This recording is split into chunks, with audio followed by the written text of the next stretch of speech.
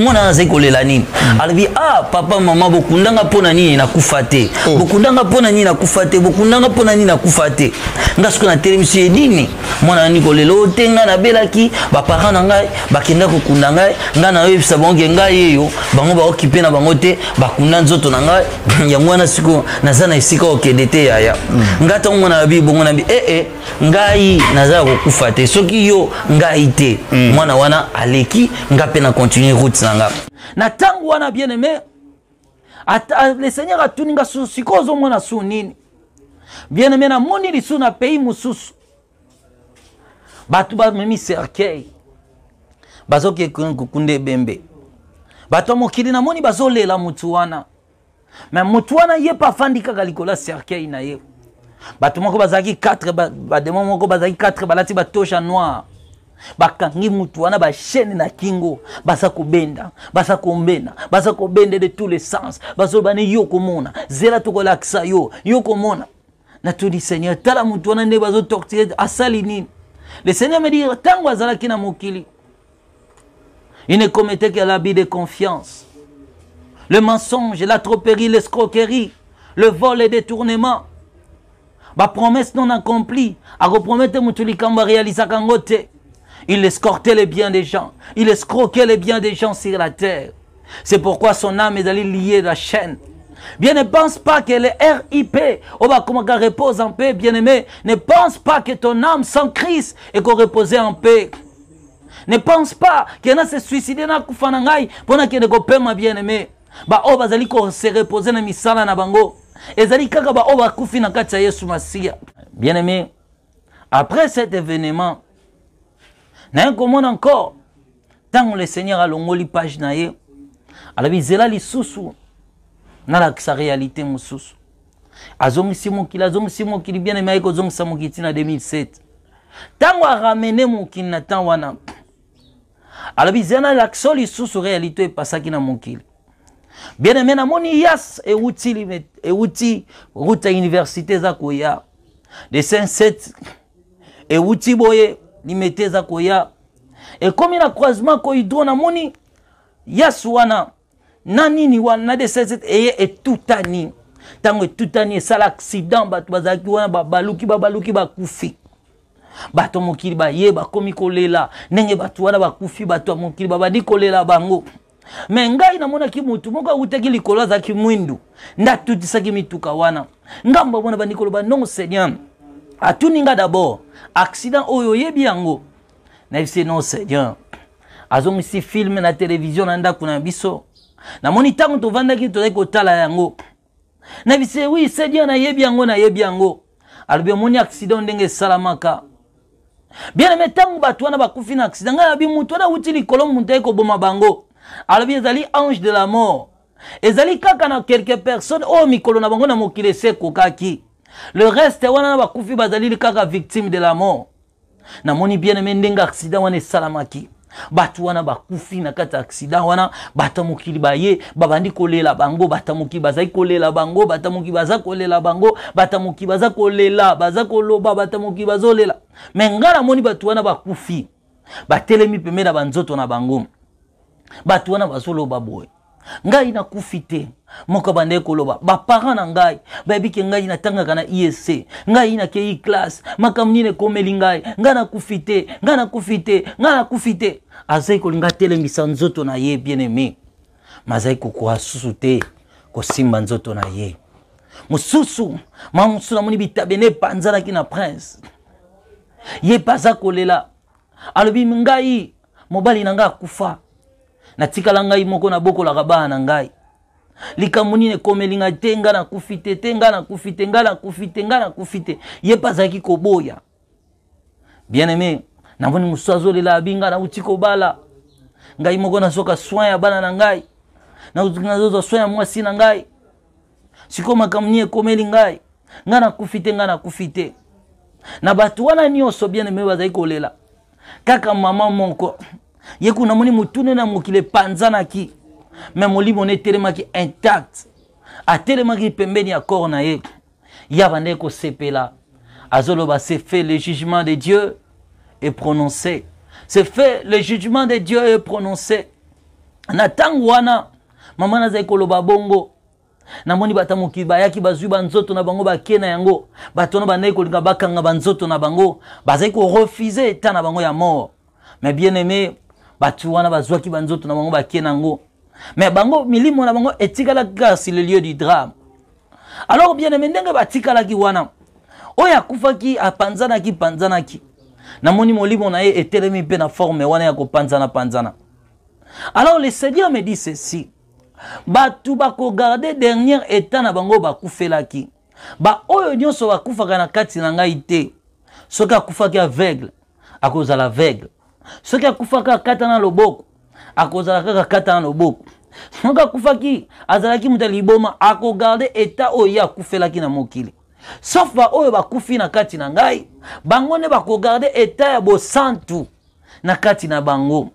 Batu wana soki akufaki aveugle akozala muta monaka, soki azalaka chrétien loboko ekatana akozala loboko ya mobimba. Na tangu wana bien aimé, tangu le Seigneur azali koloba na ngai namoni mbala moko esika tovandaki na montagne na likolo na biso mutuka moko ya pembe uti likolo. Mutuka wana ezali kokita na mokili. Mutuka wana ezali ko dégager intensité extrême moko ya lumière.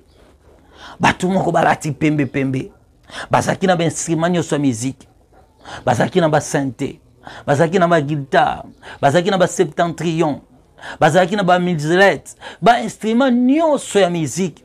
Bien aimé bazako kita bazako yemba banzembo, bazobeta banzembo.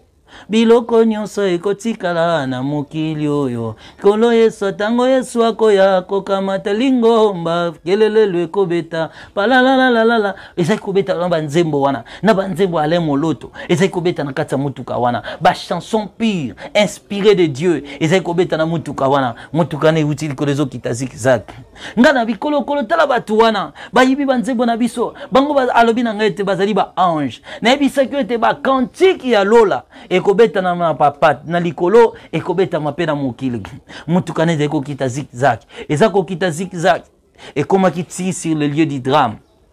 Tango ekiti milimo ya batu wana bakufaki na accident etayeme kaka place wana. Tango bakiti babani kotala bango na bilonge batali bango nyonso na bilonge baboni kaka mama wana lataki robe na ya pembe, robe na zeko koma bleu na se jaune ezaki na ba clochette, ba ange wana pe balataki pareil. Bayepa ya mama wana bayambi mama wana. Tangu bayambi mama wana babandi kosepela. Babandi kosepela, babandi kosekisa mama wana. Babi sezali esengo zonga na kembo ya tata na yo. Kolo na esili abengi yo. Les saints seront rappelés par le Seigneur. Le jour où un chrétien mourra, bien aimé, tu es appelé par ton père de rentrer à la maison. Est-ce que tu es prêt à entrer chez toi, bien aimé? Alors ces jours-là, la dame fut escortée par ses anges. Babani koyebi saye babi sebana nona mokili bako souffrir bako passer ba moment difficile basusu bako kufa na pasi ne basusu nkolo ko visiter bango mais maman wana lobiete kolo akozala tata na bango pe akozala mama na bango ba escorta kiye na mutuka wana imaniko matalikolo na ba cantique céleste ezaki kobeta na yokaki miziki ya papa ale moloto kobeta na mutuka wana na yokaki mizembo wana mituka wana matili kolo pe mutuka wana ekei. Tango ekei bien aimé batu wana siko batikala ki lokola bazwaki bango te. Batu wana bayoki somo bakimi bapanzani na esika wana lié dit bapanzani bakomi kokima ndenge nga pe nazaki na eta ya liboso na ndenge pe batu wa mokili tomonaki batu wana batelinga bakunda biso pona nini tokufa te. Bango be bakomi kotelinga na bakomi kotambola mokili mobimba bazolela bazolanda bandeko na bango bazoke koyebisa bango ete pona nini yenga na kufite. Après quelques minutes encore namoni su mutuka musu euti likolo. Mutuka wana ezalaki gris sombre, ezalaki ko dégager obscurité. Mutuka wana ezalaki pe kokita ezobeta banzembo nyonso ya mokili oyo toyebi ezali kobeta ba chanson profane ya ba musicien nyonso ya mokili pe ezalaki kobeta lisusu na ba prétendu chanson chrétien oyo biso tokanisaka miziki ya nzambe yango pe ezali kobeta na mutuka wana.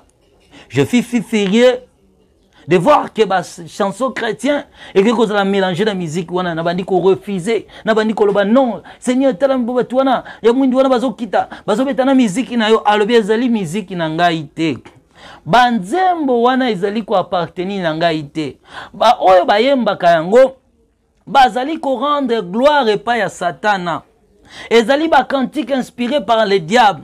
Les diables savaient que les chrétiens bakolinga musique ya mokilité bako s'abstenir na ba chanson profane bako boye banzembo esuyaka. Il s'est infiltré au milieu des chrétiens a commis ko inspirer ba chanson na ye. La force du diable c'est la cachette.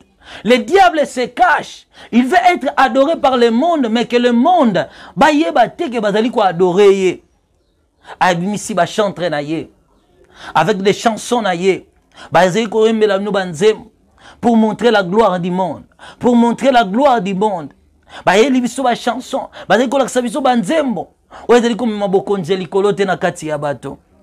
Alabi musique wananga na yebi yango te. Ne banutu kawanete kokita. Yango pesa kokita ziki zaki. Ezo beta banzembo.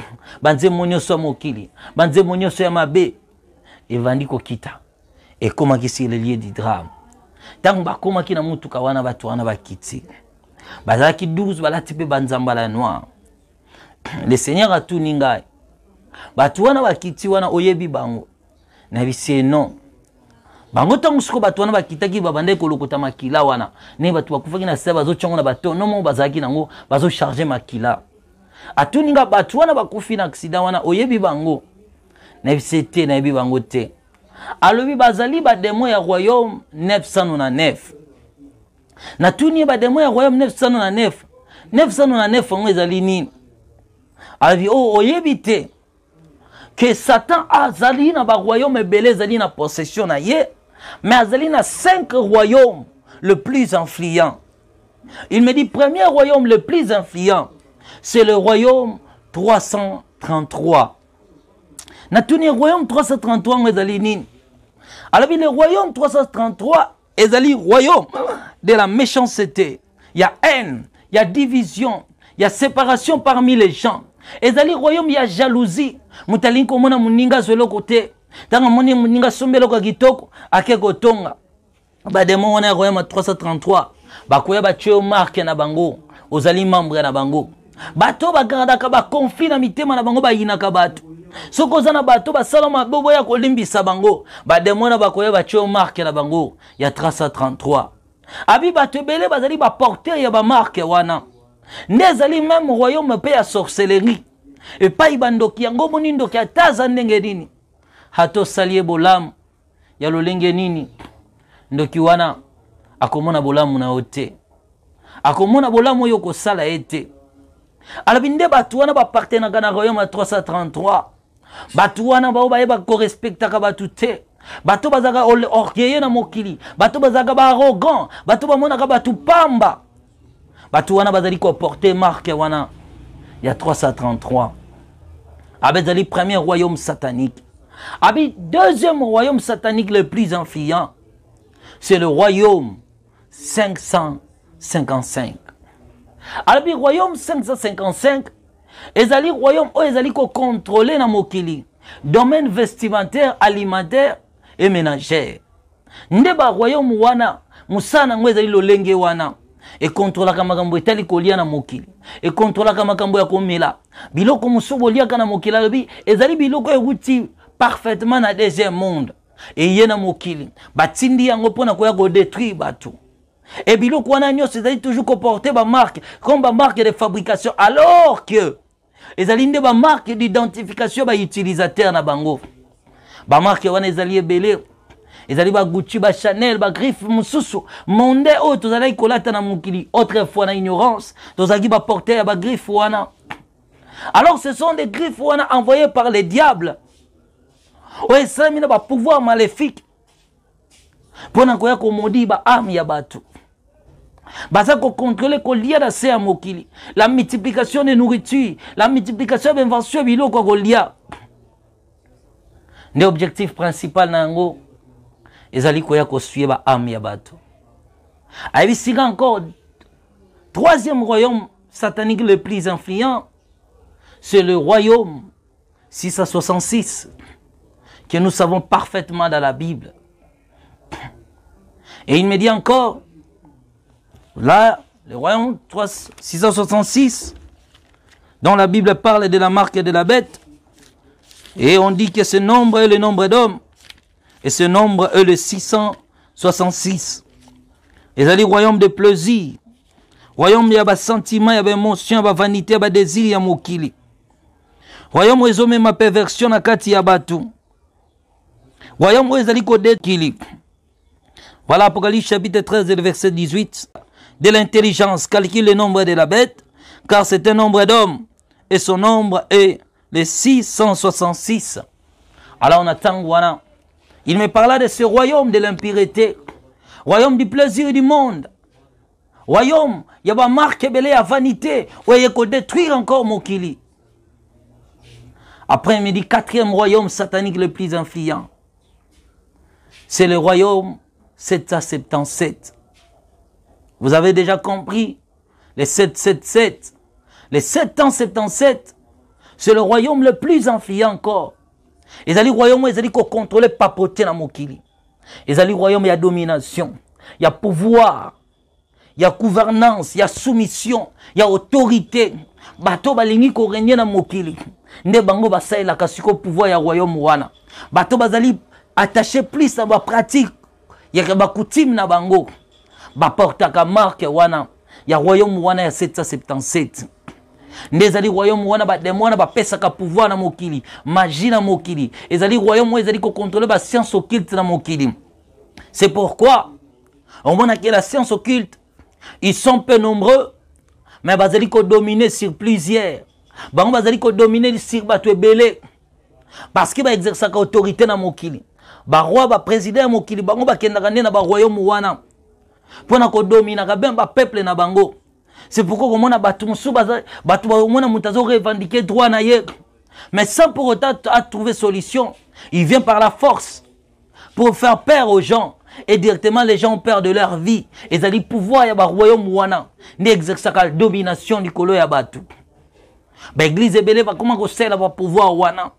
On a l'église, on a dit l'église. Oui, la foule, la gloire vient de Dieu. Dieu bénit, Dieu élève, Dieu donne le succès, Dieu donne toute la gloire de ce monde. Mais belé avec l'église à cause de ma mauvaise pratique. Ne va comment qu'on ait cause de pouvoir y a royaume wana pour exercer la domination. Vous savez que l'homme créé au 6e jour et Dieu se repose au 7e jour.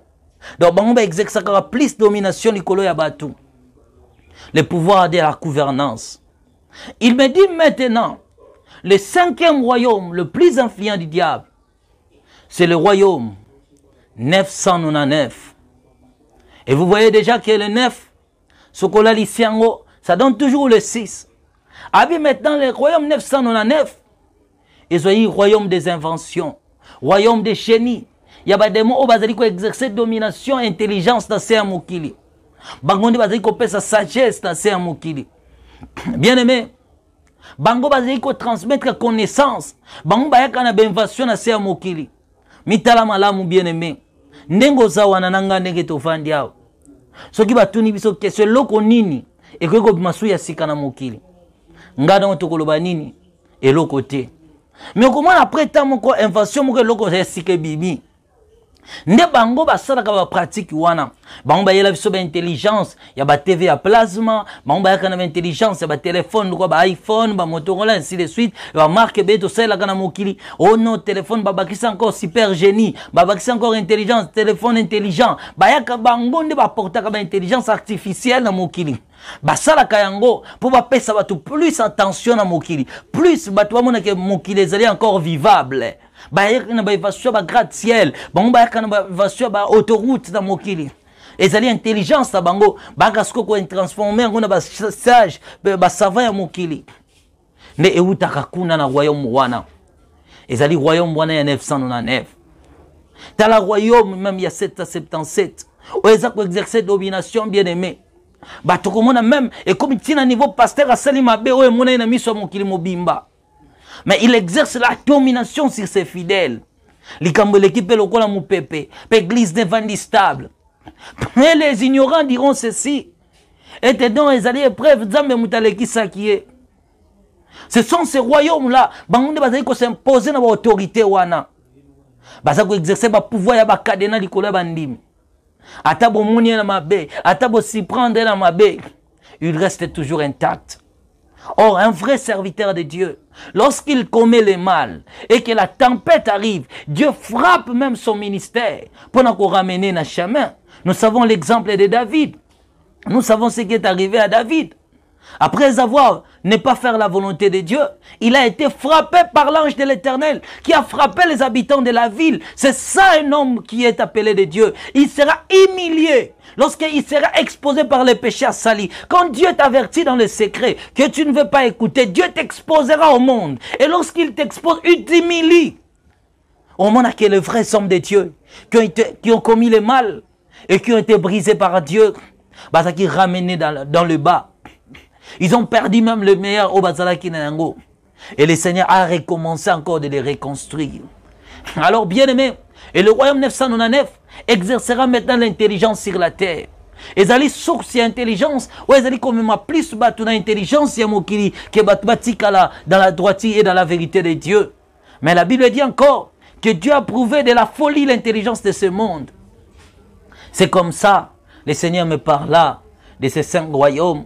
Et ces 5 royaumes que nous appelons maintenant les 5 étoiles. Au restaurant 5 étoiles, restaurant 5 étoiles, restaurant 5 étoiles. Et ça dit, pourquoi bah, signifiant on a des étoiles? Parce que l'étoile c'est la lumière, l'étoile c'est l'orientation, l'étoile c'est la gouvernance, l'étoile c'est l'œil, c'est la surveillance. Alors les 5 royaumes doivent surveiller maintenant le monde entier, contrôler toutes les sphères de la vie. C'est-à-dire Satan est notre père, Satan est notre dominateur, Satan nous donne tout, Satan pouvoir tout. C'est ça les 5 royaumes influents du diable qui contrôlent le monde. Toi qui es encore attaché aux choses de ce monde, est-ce que tu n'es pas contrôlé par le diable? Tu es l'adorateur de l'intelligence, tu es l'adorateur de la science. Oui, il faut être intelligent quand tu étudies, il faut être intelligent, l'enfant doit être intelligent. C'est ça aussi l'importance de la vie. Mais ne fais pas de l'intelligence la source de ta vie, mais fais du Seigneur étant la source de ta vie. C'est comme ça que le Seigneur me parla de ces 5 royaumes. À ce moment-là, maintenant bien aimé, je voyais maintenant ce démon, il y a royaume en 999. Le Seigneur me dit, il vient maintenant sur la terre. Lorsqu'il arrive sur la terre, il y a pour déverser l'intelligence. Et au moment où ils ont déversé l'intelligence, ils ont besoin du sang. C'est pourquoi ils ont récolté Makila. Bien aimé, mon isko ba démon wana, balongoli mutuka na bango place wana na biification wana ko hydro. Bamemi mutuka na bango bandi ko kende na yango ti liboso ya 20 mai. Tango bakomaki liboso ya 20 mai bien aimé, batelemisi mutuka na bango. Tango batelemisi siko mutuka na bango, oya zaki lokola chef na bango apesi bango ordre bakende ko capturer siko milimo ya bato oyo bakufaki na lieu du drame epai balokotaki makila wana. Namoni bademo wana bakei bapanzani mokili mopimba.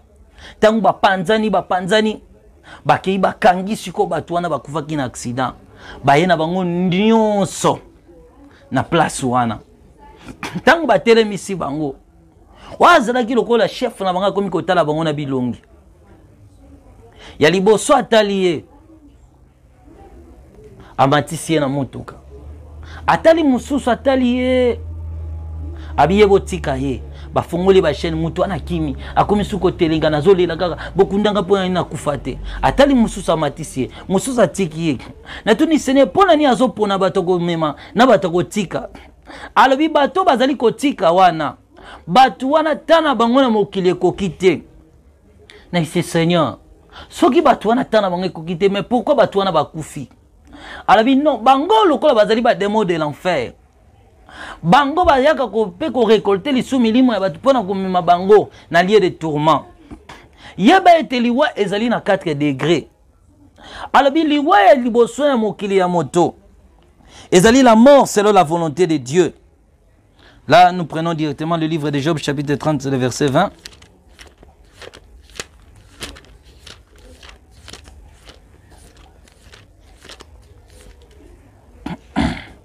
Voilà, la Bible dit ceci.